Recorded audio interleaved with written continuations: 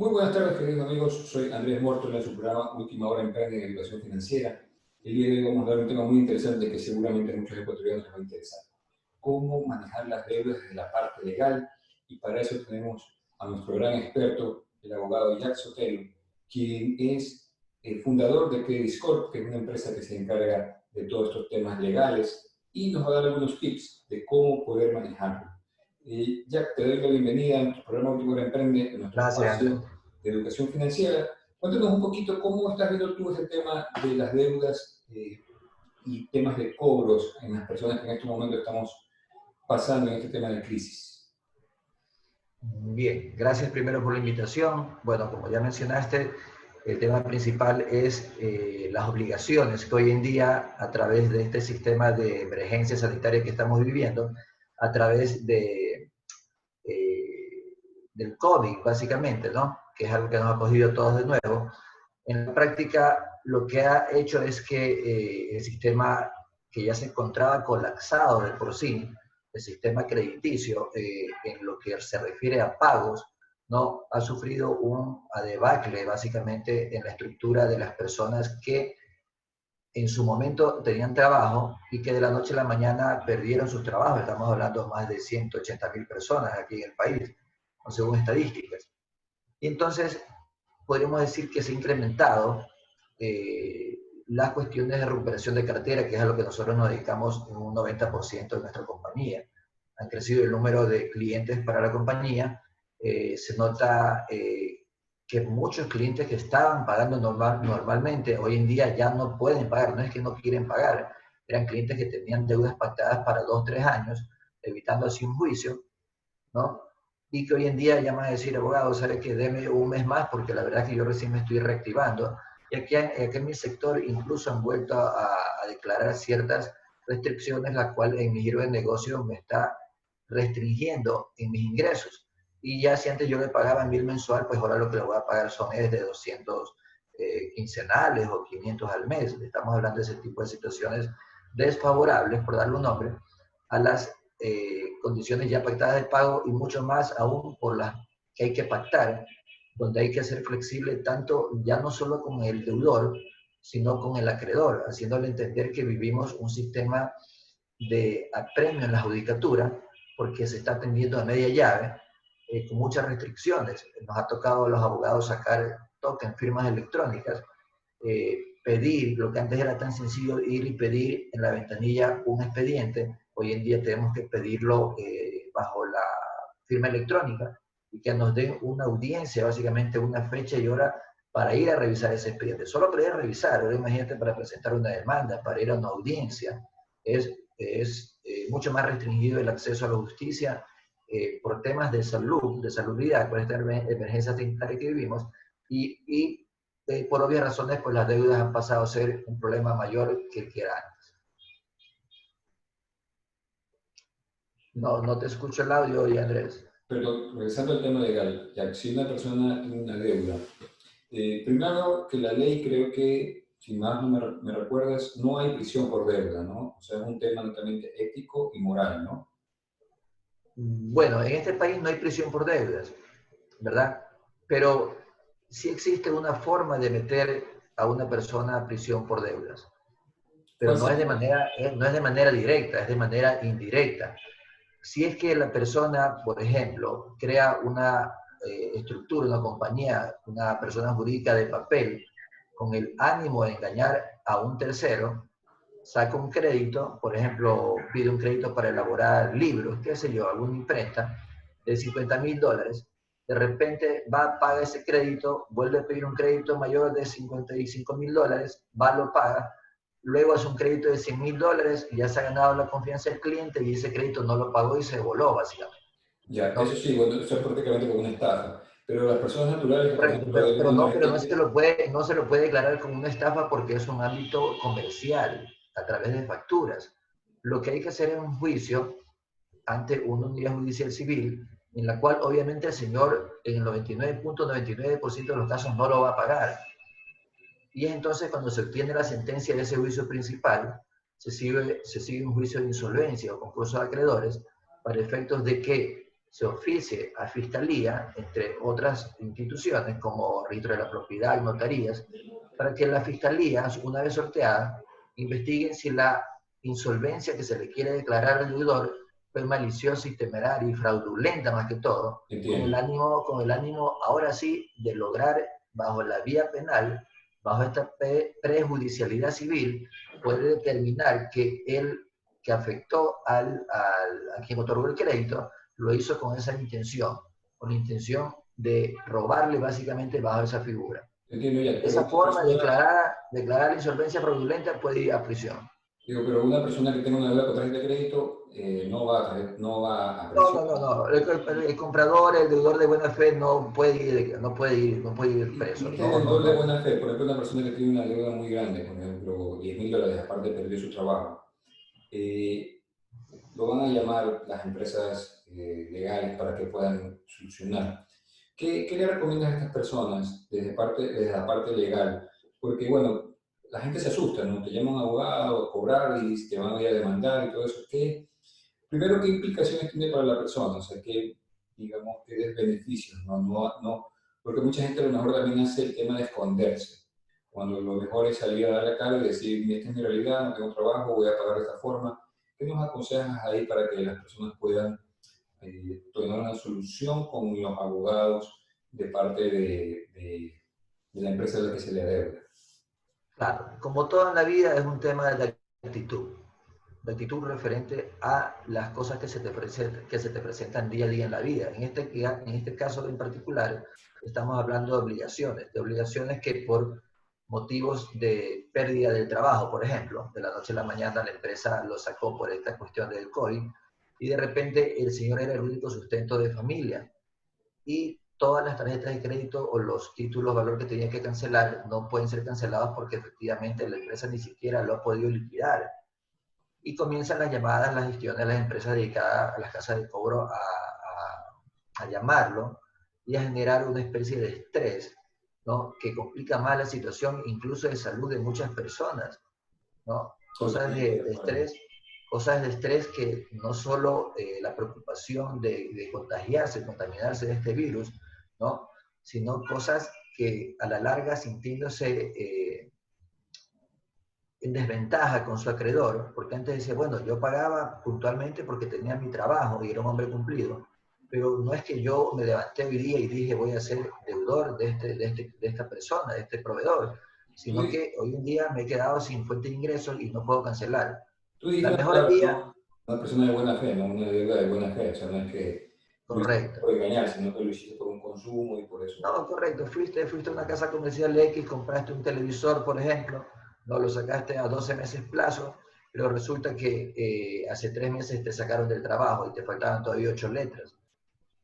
Y de repente no tienes un ingreso secundario, quién sabe, tal vez arrendar un departamento, otra fuente de ingresos secundarios que te permita ser responsable para con esa obligación, ¿no? Y entonces ahí vienen los problemas, pero no hay peor cosa que la que no se intenta.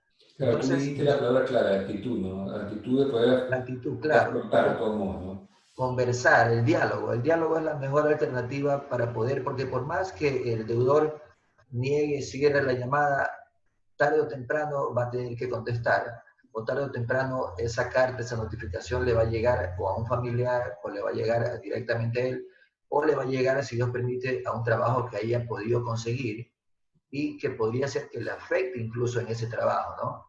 Entonces, de una u otra forma, Esas son la como las mejor consecuencias, ¿no? podría ser consecuencias negativas, ¿no? O sea, Y por eso como es importante consecuencia, solucionarlo, tiene que hablar, como tú dices.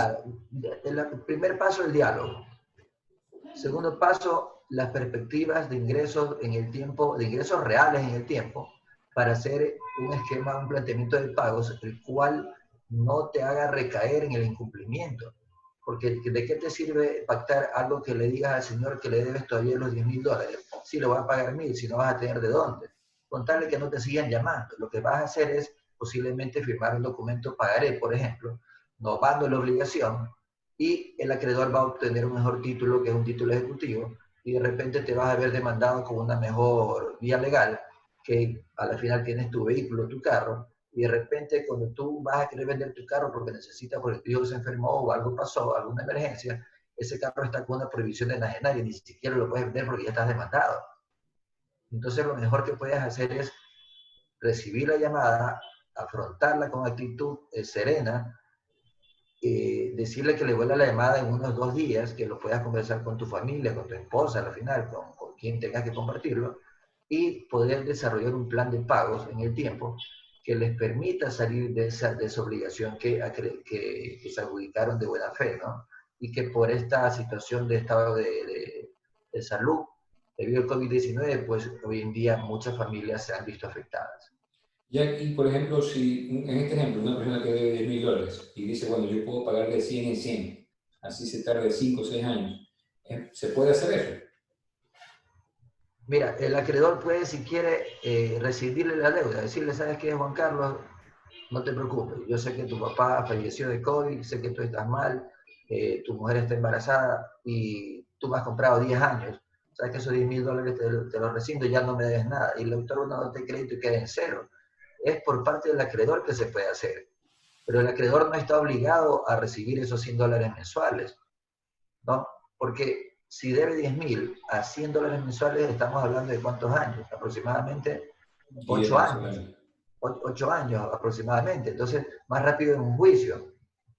Y el juicio, a pesar de que no tenga que cobrarle como bienes reales, te va a servir para poderlo tirar al gasto, las cuentas en contingente, por último, en tu contabilidad como empresa, la sentencia, por último, ¿no? Y te va a demorar es 1 año, 2 años en liquidar esa obligación, que la vamos a acabar pagando todos los ecuatorianos, ¿no? Y vas a quedar marcado porque si estás sujeto o has aprobado tu inserción en el buró de crédito, ¿no?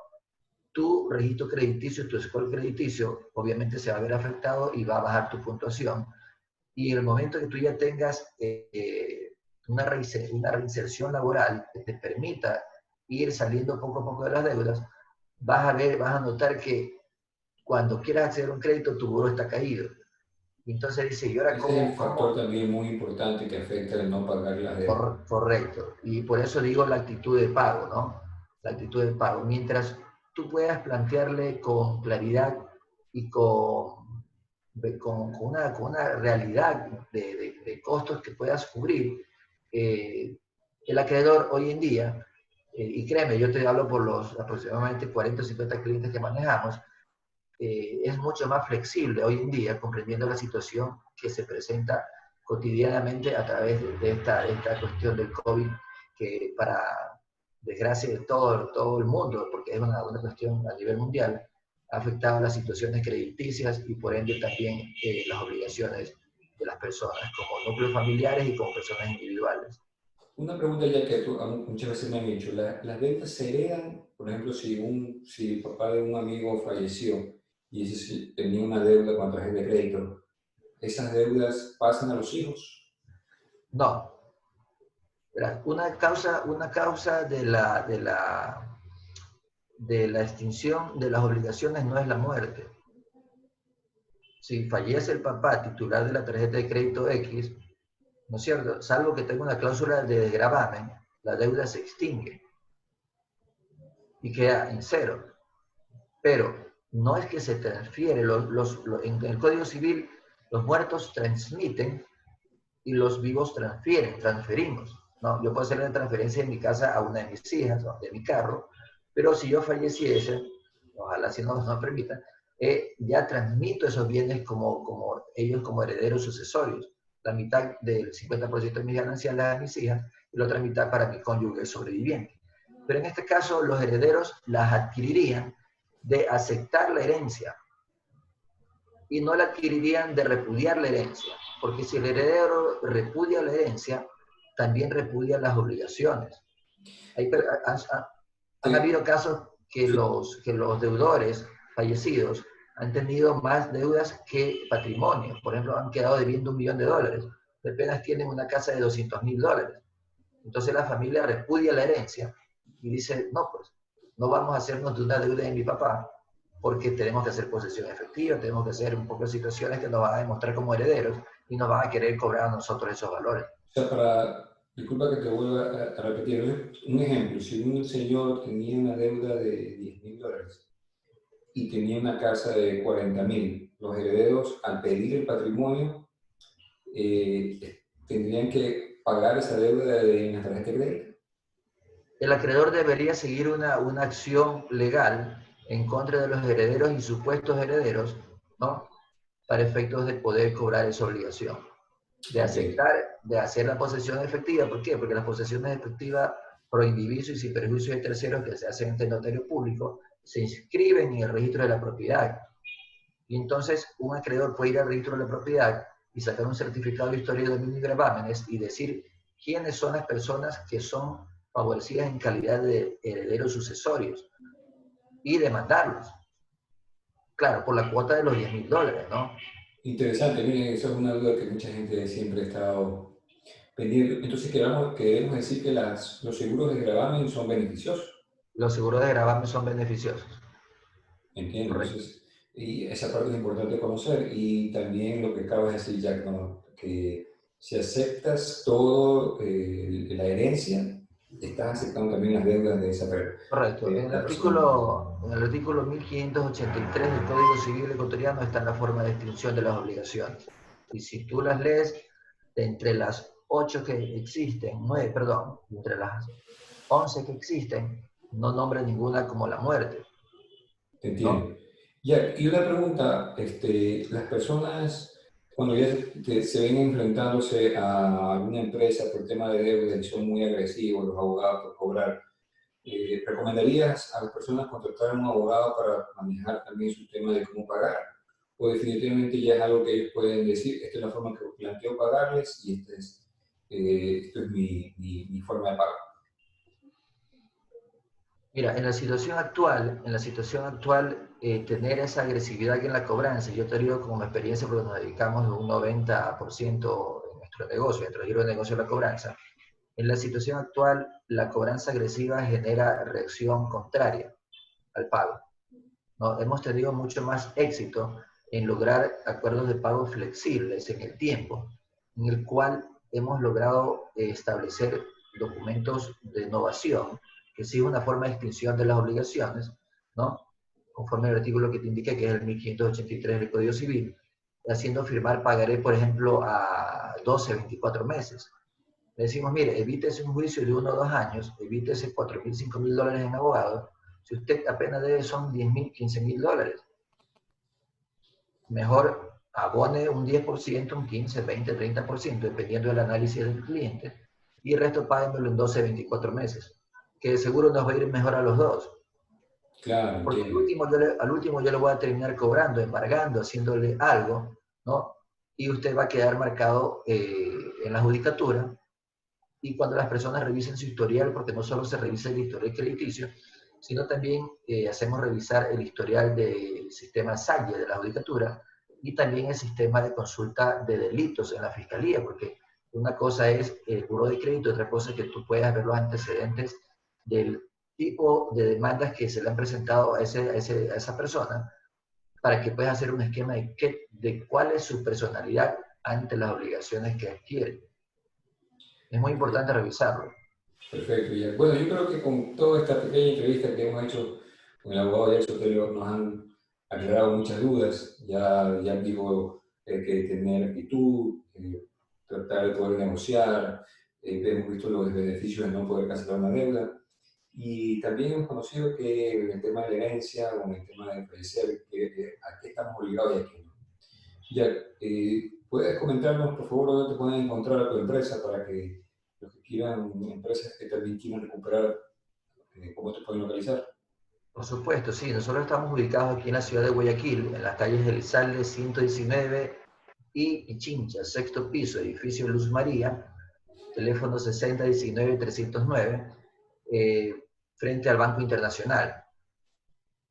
Ya estamos en horario a medio tiempo, de 10 a 3, por la situación que hemos tenido aquí al personal, porque manejamos un call center, ¿no? Y manejamos un departamento legal. Hemos tenido que manejar el horario de 10 a 3, ¿no? Hasta poder, porque era una incertidumbre para todos, saber cuál iba a ser la respuesta tanto de nuestros clientes como de los deudores de nuestros clientes.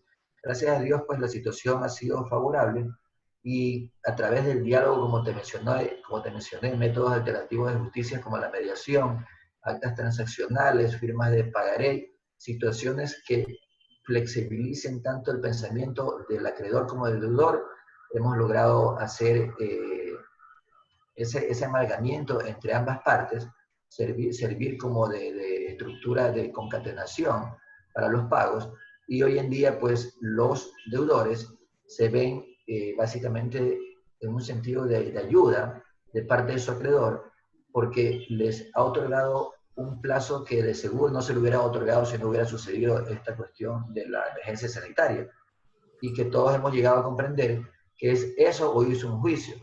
O irse a un juicio es muy probable que gastes en abogados, ¿no es cierto? Y que al último ni siquiera pueda cobrar la obligación.